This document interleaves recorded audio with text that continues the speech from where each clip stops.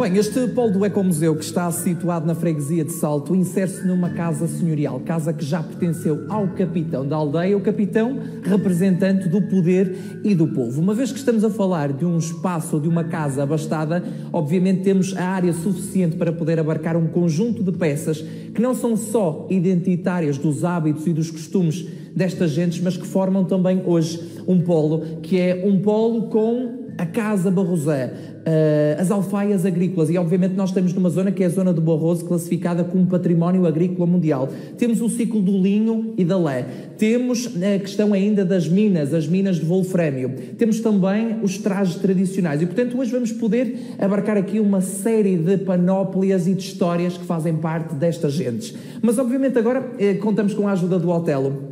O Otelo para nos falar um bocadinho do impacto destes polos do Ecomuseu na vertente turística também do concelho de Montalegre. Por isso vamos começar um bocadinho, quando é que foram criados estes polos do Ecomuseu, Otelo? A partir do ano 2000 começou-se a pensar no projeto do Ecomuseu do Barroso e com a criação de vários polos no território. Salto, este polo da Casa do Capitão aqui na Vila de Salto, foi o primeiro polo a ser construído, o primeiro até que em Montalegre, e que serve também principalmente como porta de entrada também do território. Estamos aqui na entrada, quem vem da zona de Cabeceiras de Basto, Fafo, Guimarães, tem aqui a entrada no concelho de Montalegre, e depois foi também a reconstrução desta antiga casa, a Casa do Capitão, em que a Câmara adquiriu e que montou aqui este museu, em que retrata todo o nosso património agrícola mundial, podemos chamar assim. Nós na altura, sem querer, já estávamos a pensar nisso, recriando aqui a vida agrícola, o mundo rural, nesta Casa do Capitão. Portanto, nós estamos na zona do interior, obviamente estamos afastados do litoral e por isso mesmo talvez seja um bocadinho mais difícil para alguns, mais fácil para outros, mas cativar os olhares das pessoas a vir até junto da natureza e do património agrícola. Será que a criação destes polos do Ecomuseu tem ajudado também, ou tem influenciado a parte turística aqui no concelho de Montalegre?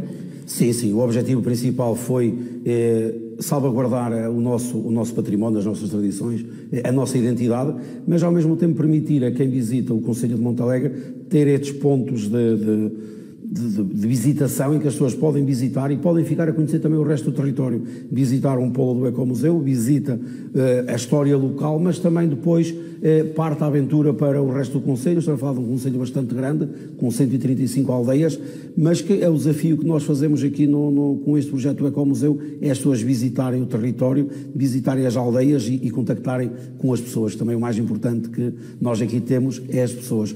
Por isso, é este projeto que nós temos para as pessoas visitarem o concelho, visitarem Montalegre. São gentes simpáticas e gentes humildes. Na verdade, aqui quase um ponto de conexão, as pessoas começarem por um dos polos e depois, por exemplo, irem descobrir a Vila de Salto ou as aldeias que fazem parte também desta freguesia. Otelo, obrigado, mas então vamos partir agora à descoberta precisamente deste polo do Ecomuseu com o Pedro, e nós poderíamos, enfim, escolher aqui uma série de áreas, mas vamos nos concentrar um bocadinho mais na questão agrícola, até porque a questão da terra, a questão do gado, a pecuária sempre foram a grande fonte de rendimento destas gentes, e isso nós nunca poderemos mais esquecer. E é isso que no fundo está retratado um bocadinho nestes painéis, bem como nestas alfaias agrícolas, Pedro.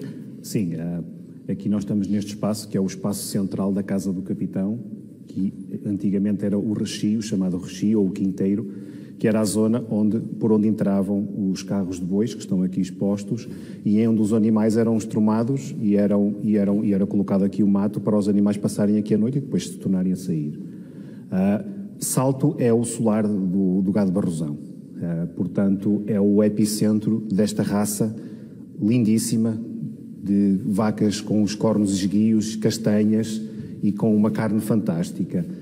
Nós aqui na Casa do Capitão temos muito orgulho em mostrar não só aqui a questão do gado barrosão e de todas estas questões que têm a ver com o gado e com a própria natureza, mas também, para além do gado, temos aqui uma série de outras questões, e eu gostaria de chamar a atenção aqui para um facto, é que Salto é do Baixo Barroso, mas também já está aqui numa zona de contacto com a questão com o Minho, digamos assim. Portanto, estas influências notam-se muito ao nível da exposição, ao nível também dos próprios discursos que nós temos aqui, ao nível das próprias práticas, e é um território que tem um bocadinho de Trás-os-Montes e tem um bocadinho também já do Minho. Portanto, é um bocadinho diferente do resto do Barroso. O que faz crer que cada um dos polos do Ecomuseu certamente serão diferentes. Todos os polos são diferentes e todos eles se complementam e têm sempre uma especificidade mais original uns do que outros. O Fafião tem a serra, nós temos aqui mais a ribeira, o lameiro e a história agrícola, e depois os outros polos, depois cada terra tem a sua especificidade.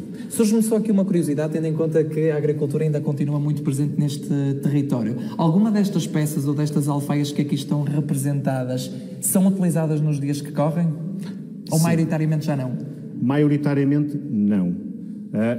Como o Francisco sabe, a agricultura foi muito mecanizada e, portanto, estes utensílios, estas peças, estes artefactos agrícolas foram caindo em desuso. Certo, foram substituídos. Foram sendo substituídos, embora, digamos assim, por exemplo, nós temos aqui uma croça, portanto, as croças, que é um vestuário típico do homem serrano, não apenas do Barroso, também da zona da Serra da Estrela.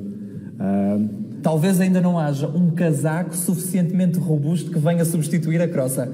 Com as qualidades da croça, dificilmente, porque para além de sustentabilidade dos próprios materiais, tem a capacidade de ser um vestuário bastante impermeável, apesar de já não ser usado pelos pastores, é ainda muito usado como símbolo da cultura serrana.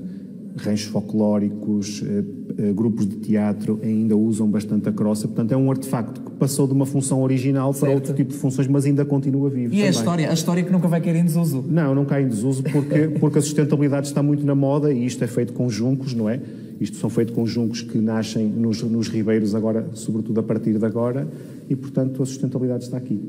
Pedro, mas vamos, por último, para terminar um bocadinho a nossa visita, vamos entrar aqui nesta sala e nós temos duas peças que existem, apenas, portanto, duas em Portugal. Uma delas está aqui neste polo do Ecomuseu, uma peça única. É uma peça única, nós temos documentadas apenas 2 exemplares, um deles está no Museu Nacional de Etnologia em Lisboa e o outro é este arado de carrela que vocês podem ver aqui, que no fundo é um arado radial e depois tem aqui um acrescento que é uma espécie de basculante que permite atrelar 2 ou 4 juntas de bois. Portanto, este tipo de peças são muito raros hoje em dia e aqui na zona de Salto, o que está em Lisboa também foi recolhido na zona de Salto. Este tem a particularidade de poder labrar grandes extensões de terreno, o que para Salto, que é um território já menos montanhoso, onde há lameiros de maior extensão, este tipo de arado permitia labrar com muito mais facilidade. Eu queria só enfatizar esta questão porque todas as peças que vocês conseguem ver aqui na Casa do Capitão foram oferecidas pela própria comunidade e ainda hoje continuam a ser oferecidas peças aqui à Casa do Capitão.